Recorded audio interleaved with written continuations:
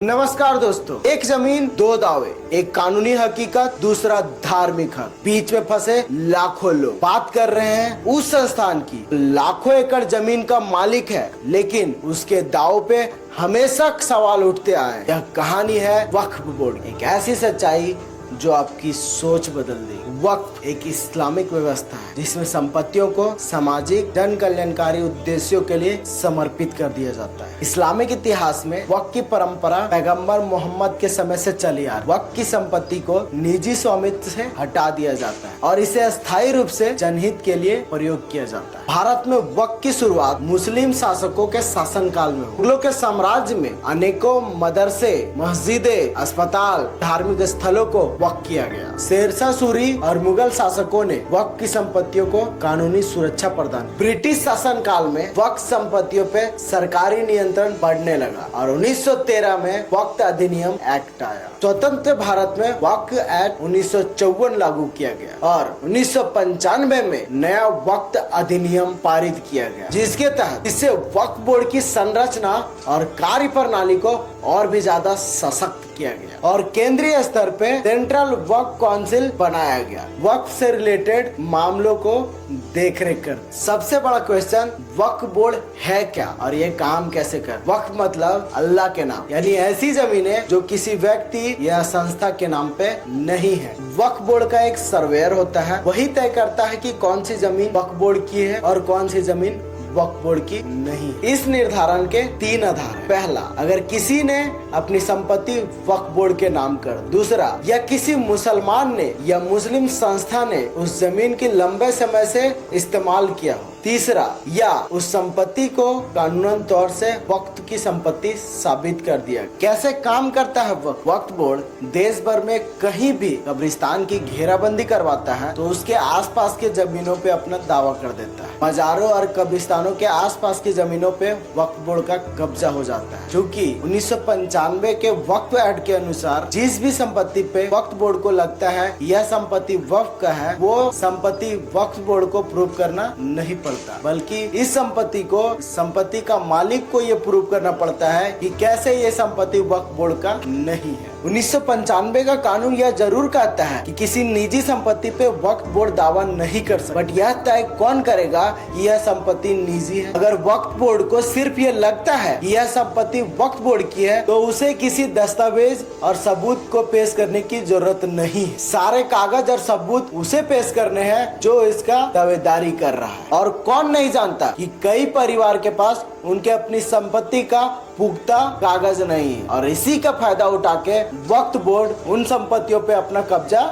जमा देती है, क्योंकि ये करने के लिए उसे कोई ना दस्तावेज देना है ना ही कोई कागज दिखाना है। नरसिम्हा राव के सरकार में बढ़ी थी वक्फ बोर्ड की शक्तियाँ। 1954 में वक्फ बोर्ड का गठन किया गया था। हालांकि 1995 के संशोधन में वक्फ बोर्ड को मिली थी असीमित शक्तियाँ। टीवी नरसिम्हा राव की कांग्रेस सरकार ने वक्फ एक्ट 1954 में नए संशोधन करके वक्फ बोर्ड को असीमित शक्तियाँ दे। तो ये था वक्फ बोर्ड और वक्फ बोर्ड का काम करने का तरीका, जहां वक्फ बोर्ड अगर किसी संपत्ति या किसी के भी जमीन पे दावा कर देता है तो उस दावे के खिलाफ वो आदमी, वो जिस जमीन का मालिक है, वो सिर्फ वक्फ ट्राइब्यूनल कोर्ट में ही जा सकता है, देश के किसी भी कोर्ट में नहीं जा सकता। वो सिर्फ अपनी जमीन का दावी, अपने जमीन के लिए अर्जी लगाना सिर्फ वक्फ ट्राइब्यूनल कोर्ट में ही जा सकता है। देश का जो हाई कोर्ट, सुप्रीम कोर्ट, कोई भी कोर्ट का दरवाजा उनके लिए यहाँ तक नहीं खुला हुआ है। तो इस तरह से इंडिया के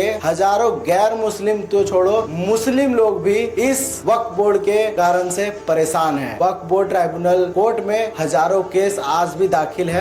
ये था वक्फ बोर्ड और वक्फ बोर्ड का काम करने का तरीका। तो इन्हीं सब कमियों और परेशानियों को देखते हुए मोदी 3.0 की सरकार वक्फ बोर्ड की शक्तियों पे लगाम लगाने जा रही है और लाने वाली है वक्फ संशोधन बिल। ये जो बिल होने वाला है, आम जनता, ऐसे गरीब मुसलमान, ऐसे परेशान लोग जो वक्फ बोर्ड के नियमों से परेशान है उनको राहत मिले। इस वो अपनी दुकानें बंद हो रही है उनकी, बब से उनकी 25-30 हजार आदमियों की दुकानें बंद हो जाएगी, शटर गिर जाएंगे, उनकी कमाई बंद हो जाएगी। गरीब आदमी का जैसे खाक हमारिया ऐसे ही रहेगा। वो आज भी गरीबों को उन्होंने फायदा नहीं पहुंचाया। मैं तो भाई समर्थन में हूँ, हम जितने भी देशवासी मुसलमान है वो समर्थन में है, और उन्होंने कोई फायदा नहीं पहुंचाया हमें आज तक। वक्फ से कोई फायदा नहीं पहुंचा आज तक। पूरे भारत में इतनी संपत्ति है वक्फ के पास, हर राज्य में हर शहर में एक स्कूल, एक हॉस्पिटल और बारात घर बना सकते हैं, पर नहीं बना रहे ना।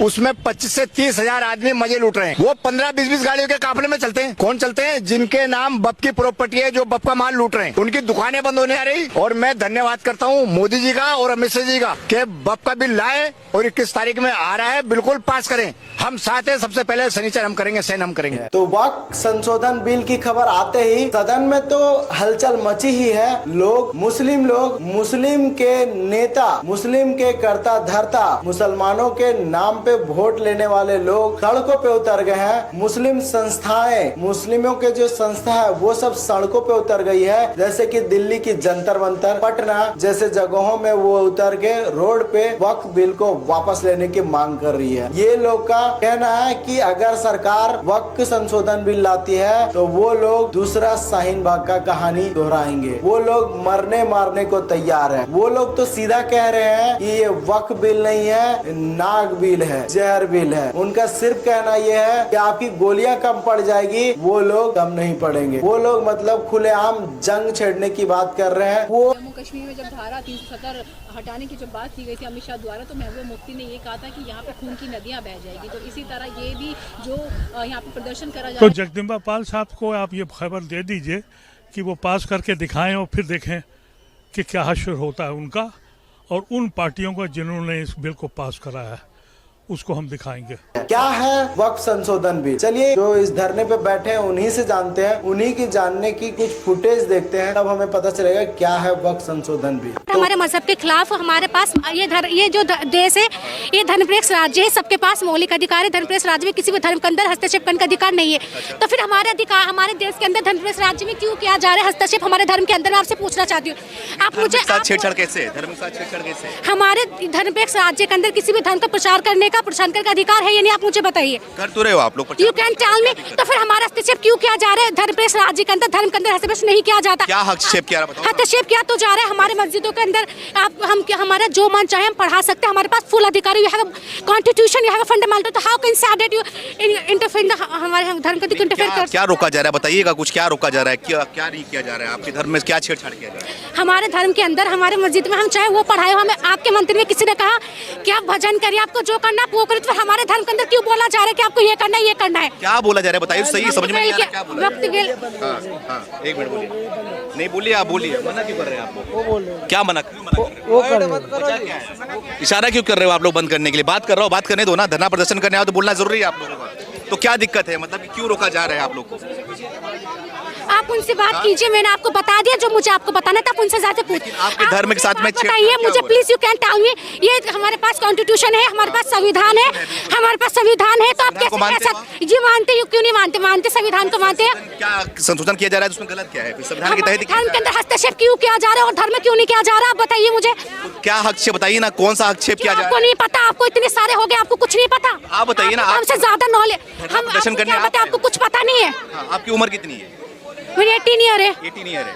तो आपको क्या क्या बताया गया, क्या छेड़छाड़ किया जा रहा है? मुझे जो पता है हमारे धर्म के अंदर हस्तक्षेप किया जा रहा है, क्या जाता है हिंदू मुसलमानी धर्म के अंदर क्यों किया जाता है? आप मुझे बताइए। मैं वही पूछने की कोशिश कर रहा हूँ, क्या किया जा रहा है बताएंगे तब तो समझ में आएगा लोगों को, तभी पता चलेगा ना क्या हमारे धर्म के अंदर। भाई हम बस आपको सिर्फ इतना पता है कि छेड़छाड़ किया जा रहा है, लेकिन आपको ये नहीं पता कि क्या छेड़छाड़? पता, मुझे सब पता है। बताओ ना। I'm educated student, understand? I'm studying in school. तो how can प्लीज? कोई भी इंटरव्यू नहीं देगा इन लोगों को। मैंने दे दिया, मुझे जितना बताना था हस्तक्षेप किया गया। आपको पता है, मत पूछे, गेट आउट। तो आप क्या चाहते हैं आप लोग? तो आइए हम बताते हैं आपको क्या है वक्फ क्यों लाया गया था और वक्फ संशोधन क्यों किया जा रहा है। वक्फ बोर्ड के अंदर जितनी भी संपत्तियां थी वो संपत्तियां गरीब मुसलमानों के भलाई के लिए है। आप लोग ही कमेंट करके बताएं कि आपको आपके आसपास में ऐसे गरीब या कोई जिनका वक्फ बोर्ड और वक्फ प्रॉपर्टी के कारण से भला हुआ है। उल्टा आप जरूर कहेंगे कि वक्फ बोर्ड और उनके जबरदस्ती के दावेदारी से किन्हीं को परेशानी जरूर हुआ होगा। तो इन्हीं सब कमियों को देखते हुए वक्फ के पास जितनी प्रॉपर्टी है उनसे जितनी आमदनी होनी चाहिए उतने वो लोग ना दिखा के यहाँ पे भ्रष्टाचार भी करते हैं। एक रिकॉर्ड के अनुसार वक्फ के पास लगभग 9.4 लाख एकड़ जमीन है, जो 33 चंडीगढ़, 2.5 दिल्ली और 127 लक्षद्वीप के बराबर है। और ये जो प्रॉपर्टी है सिर्फ मुस्लिमों की भलाई के लिए है और उनके वैसे मुस्लिम जो गरीब हैं, जो कि इंडिया में लगभग 30% मुस्लिम गरीब है, 33% मुस्लिम अनएजुकेटेड है, उनके भलाई के लिए वक्फ की प्रॉपर्टी है। लेकिन आज तक आप सब जानते हैं कि कितने मुसलमानों का इससे भला हुआ है। तो चलिए अब देखते हैं कि क्या है वक्फ संशोधन बिल में। आखिर मोदी सरकार क्यों गरीबों की और ज्यादा देख रही है और सबका साथ सबका विकास की बात को लेके आगे बढ़ रही है। आखिर इस बिल से कैसे गरीब मुसलमानों का और इस देश का भला हो सकता है। अभी तक आप अपनी अर्जी सिर्फ वक्फ ट्राइब्यूनल कोर्ट में ही जाके पेश कर सकते थे और वहीं पे अपनी अर्जी डाल सकते थे। बट अब इस बिल के बाद अगर ये बिल आ जाती है उसके बाद आप अपना अर्जी revenue court, civil court, high court इन सब जगह पे जाके कर सकते हैं। वक्फ बोर्ड के कानून में अभी तक अगर वक्फ बोर्ड किसी भी प्रॉपर्टी पे लगातार कुछ काम कर रही है या फिर वहाँ पे कुछ है उनका दावा, तो वो प्रॉपर्टी उनका हो जाता था बिना कोई दस्तावेज दिखाए हुए। बट अब इस बिल के बाद वो चीज सिर्फ और सिर्फ तब होगी जब कोई व्यक्ति या कोई संस्था उस जमीन को, उस प्रॉपर्टी को दान ना दे दे। वक्फ बोर्ड में मेंबर कमेटी अभी तक ना तो महिला हुआ करती थी ना ही कोई और अन्य सदस्य, उनका एंट्री वर्जित होता था। बट ये बिल आने के बाद इस कमेटी में 2 महिला और 2 अन्य लोग भी होंगे। अभी तक वक्फ बोर्ड की संपत्ति और उसके दावे पे कोई भी स्पष्ट प्रक्रिया और उसका सर्वे आकलन का कोई स्पष्ट प्रक्रिया नहीं था। बट इस बिल के बाद इसका आकलन और सर्वे जिला कलेक्टर करेगा। तो ये है संशोधन में होने वाली चीजें जो कि काफी बेहतर मोदी सरकार करने वाली है गरीब मुसलमानों के लिए। और वक्फ बोर्ड की प्रॉपर्टी कैसे अच्छे से यूज हो यहाँ के मुसलमानों के लिए और देश के लिए। क्यों एक मुस्लिम मेजोरिटी वाला देश सऊदी अरब, जहाँ पे 99% मुस्लिम लोग रहते हैं, फिर भी वहाँ पे वक्फ बोर्ड पे, वहाँ की बिल पे संशोधन किया जा रहा है, वक्फ कानून पे संशोधन किया जा रहा है, क्योंकि वहाँ भी वक्फ प्रॉपर्टी पे लगातार भ्रष्टाचार के मामले आते रहे और वहाँ की गरीब जनता के उससे भलाई नहीं हो पा रहा है। तो इसी चीज को लेके एक मुस्लिम मेजोरिटी वाला देश भी वक्फ संशोधन बिल ला रही है और उन्हें ये चीज करने में कोई दिक्कत नहीं हो रहा। तो इस चीज से आप कितना सहमत है और ये जो बिल आने वाला है उस चीज पे आप क्या सोचते हैं जरूर कमेंट करके बताइएगा। जय हिंद, जय भारत।